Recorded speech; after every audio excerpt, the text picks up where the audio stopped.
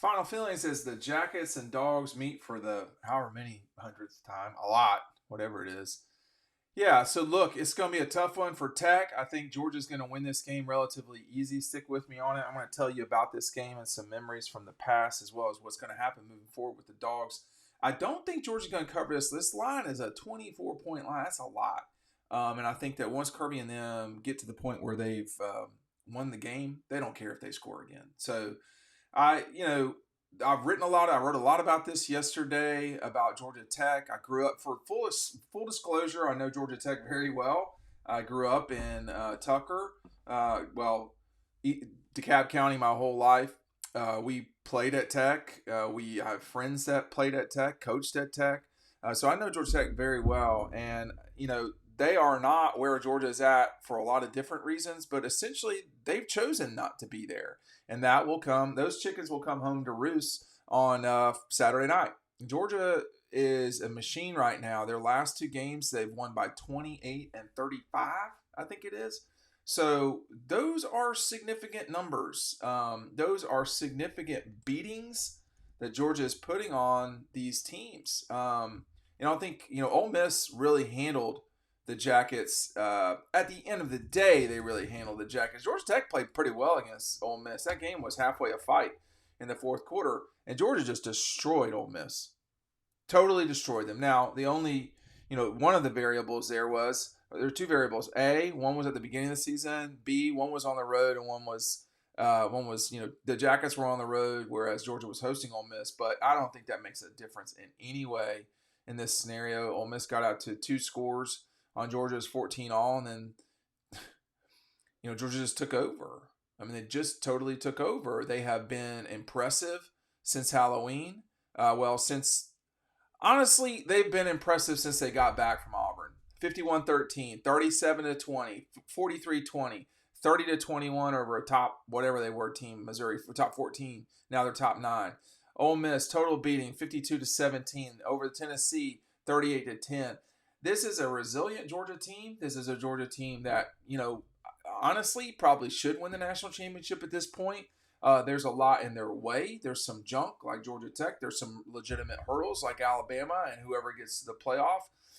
But this game, y'all, look, it is not the game of my childhood. Atlanta used to sort of freeze in place for this game. That's not the case anymore. And everybody wants to talk about stuff going on at Georgia Tech in terms of the students and the alums. Yeah, there's some truth to that, but they're just not good. Okay? You want people to go to your games, just be good. And they're not right now. Now, Brent Key's done. I mean, I feel like Brent Key, and probably a lot of y'all don't know who Brent Key is, which is fine. Brent Key is Georgia Tech's head coach. He played at Tech. He has tried his best to manufacture out of the rubble that has been the transition from Paul Johnson and Jeff Collins to today. He has tried to stitch together something getting close to a functional program. And you've seen with the Jackets this year, they've had some decent wins, to be honest with you. But they've just had games like you're like, what in the world just happened there? And what happened there was Georgia Tech. I mean, they cannot get out of their own way, y'all. It's just what it is. And that loss earlier this year, I think it was to Bowling Green. It's not acceptable in any way, and it just is not. And that's something that is a 6-5 team. They really. So here's Tech, the Jekyll and Hyde of it all. They lose by 5 at the Dome to Louisville, a game that they controlled a lot of the way, or at least it looked like they're going to win. And they lose it. Louisville's going to play for the ACC championship, y'all. Georgia Tech was not that far from playing for the ACC championship until they went up to Tatertown and got stomped. They got beat. Their heads got beat in by Ole Miss. Then they go up to Winston and beat Wake Forest. It looks like they're on the right way. And then they come back down to Mark Richt Field, y'all. They lose by 11 to Bowling Green. Completely unacceptable result. Just not okay. This is not a great Bowling Green team. They're 7-5. And then, of course, the inexplicable win, but a win that showed a lot of mental toughness for Tech, going out of Miami and winning a game that they had. When I say they had no business winning that game, they legitimately had no business winning that game. And then they come back home and they get beat by 15 by Boston College, who is not good. No matter how much Florida State wants to protest and act like a 6-5 Boston College team is good, they're not good. And then a week later, they play North Carolina and lose and beat them, a ranked North Carolina. Okay, we know we can't trust North Carolina ever in football. And they beat them by 4, and then they beat Virginia's brains in on the road. They go up to Clemson 7 days after that, and that is probably as bad as they played. Was up at Clemson. I say that they played pretty bad against Bowling Green as well. But what's happening is it seems like the quarterback play has regressed. You've got a quarterback that's not even hitting 210 yards in 4 of these last 5 games. Like, that's not good enough. The way that Haynes King played against Clemson was horrific. So, but you do have, 2 former Georgia players that are there, Don Blaylock being the most notable of the 2. Look, they've got some guys. They don't have many. Make sure that you're taking advantage of our deals. Listen, you can customize his colors however you want, but I'm showing you red and black because that's what the Dawgs is. Our friends at EcoPoly talk about engineering. Georgia Tech wishes they could engineer this sort of stuff and make it beautiful like this. Look, the red, the black, obviously they call it Georgia red. It is. Listen, I'm just going to be very quick here. I sat on some Adirondack chairs at Thanksgiving. They were not comfortable like these are. I'm not making that up. There's a reason that our friends at EcoPoly use a SCAD designer to get this done. I think somebody from Tech or NC State or Clemson designed these other chairs I was sitting in, probably Clemson, knowing my in-laws. So take advantage of this today. You've seen the red and black. You can get on that right now, 15% off and free shipping. It will be a rowdy Saturday night at Tech. Hey, one other thing too. This game being on ABC is not an accident. You're going to see Disney showcase the fact that they've got the SEC coming up from here on out. They're going to be pumping that through the television a lot during this Tech game. I do not have any insight into this. I'm not reporting this. People need to be prepared for this game to perhaps be shifted to Friday and just be played traditionally on Friday. I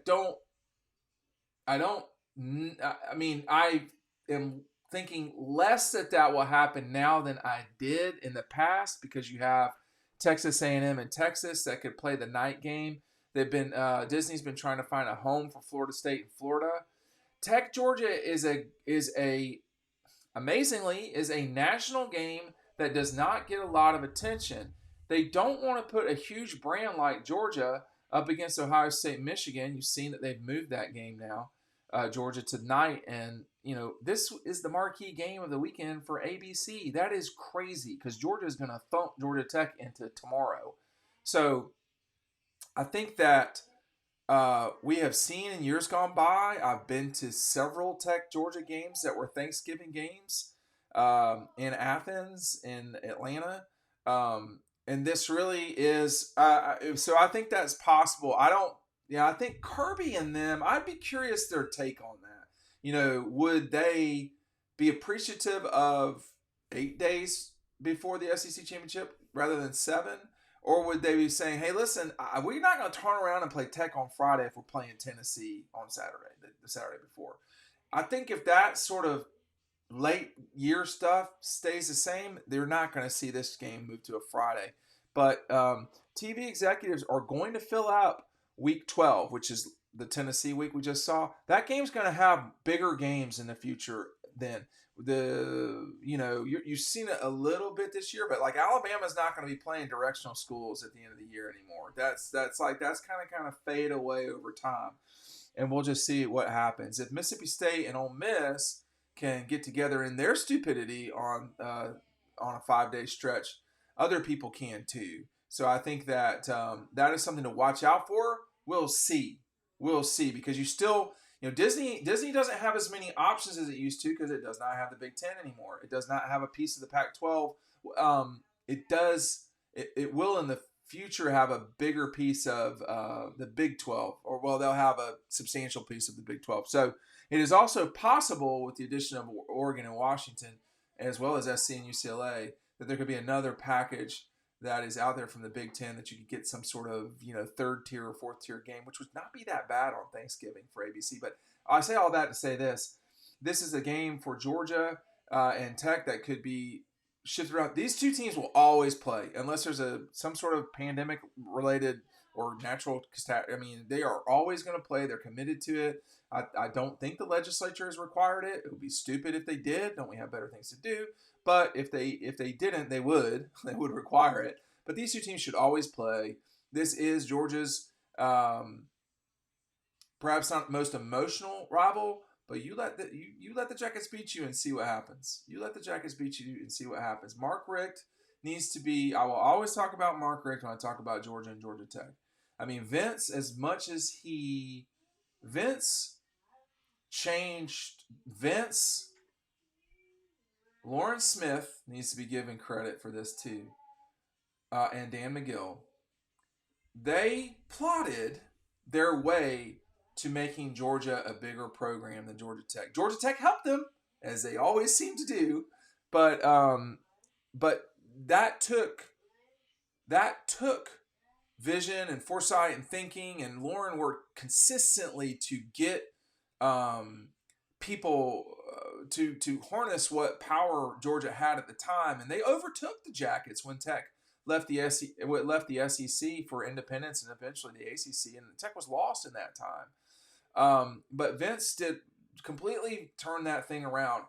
And when Georgia, the only coach that really didn't succeed against Georgia Tech in modern Georgia history was Jim Donnan, who was not some horrid coach. I mean, he just lost 3 times to Georgia Tech. And let me tell you, the quickest way to get fired at Georgia is to lose to Georgia Tech 3 times in a row, possibly twice. Ray Goff understood that. Jim Donnan, and that's what happened. Mark took a Georgia team that had lost 3 games in a row, went to Bobby Dodd, and snatched that thing right out from underneath the Jackets. That was as consequential a win to level things out as you could have at that time. The win over Tennessee that year was bigger. It was. But the Tech win that year was a big deal too, okay? He took that rivalry and made it not one. He went 13-2 over a team that Georgia folks, Georgia Tech hates Georgia more than anybody and then some and combined. It is a disease for them. I think they overdo it. I think they should concentrate on themselves. I think that Georgia Tech is an institution that is absolutely vital to the state and the South and really to the country. It has got to be really good, and the number one way that you advertise that is through sports. I mean, that's just what it is now. A lot of academics, which I know my fair share, believe me, would say, "Oh no, no. The easiest way to cut through all the noise is to have really good athletics. Stanford, Duke. This is how you become that way. And Georgia Tech is letting this slide in a way that is unnecessary. Meanwhile, Georgia, because of things that happened in the 90s and beyond, has ratcheted up its performance on the academic side, which is extremely important to the state and the region.